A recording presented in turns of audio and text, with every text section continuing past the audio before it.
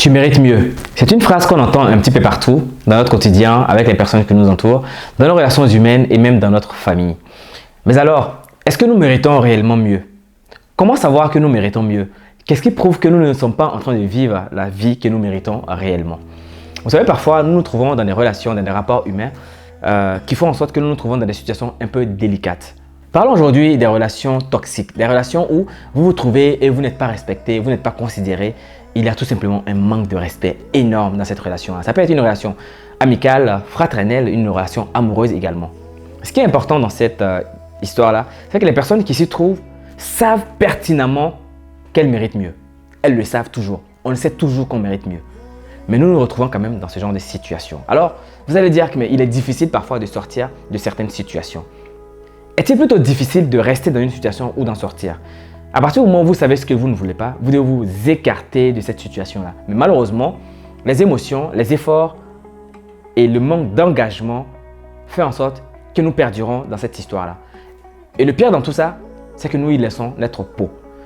Si nous prenons le cas d'une relation amoureuse, au début, il ne va pas avoir beaucoup d'implications. Mais avec le temps, il va avoir énormément d'implications. Car il faut retenir ceci. Plus on passe du temps dans une relation, plus on y met d'une autre. Et ce qui est difficile dans ça, c'est d'en sortir. Oui, on comprend qu'il n'est pas facile de sortir d'une relation, surtout amoureuse, où nous avons mis beaucoup de notre cœur là-dedans. Mais une chose est certaine, vous savez réellement ce que vous voulez et vous savez également ce que vous ne voulez pas. Alors, est-il plus intéressant de rester dans cette histoire-là? Les personnes qui estiment qu'elles méritent mieux sont ces personnes-là qui vont essayer tout le temps de réparer la situation. Alors, c'est vraiment très beau cette façon de penser, car notre génération est une génération de fast, une génération qui veut changer les choses, qui ne veut pas forcément réparer. Mais est-ce qu'il est nécessaire, est-ce qu'il est important, est-ce qu'il est judicieux de tout réparer? Il y a des relations qu'il faut en sortir, amoureuses, amicales ou même une relation de famille. Parfois, cette relation vous épuise émotionnellement, humainement, tout simplement. Mais vous y restez car vous voulez changer la personne en face. La question est la suivante. Est-ce que la personne que vous essayez de changer a envie de changer? Lorsque vous rentrez dans un rapport où la personne que vous essayez de changer n'a pas envie de changer, vous allez vous épuiser émotionnellement. Et donc, c'est de ce type de relation qu'il faut justement sortir. Il y a des personnes qui ne sont pas récupérables.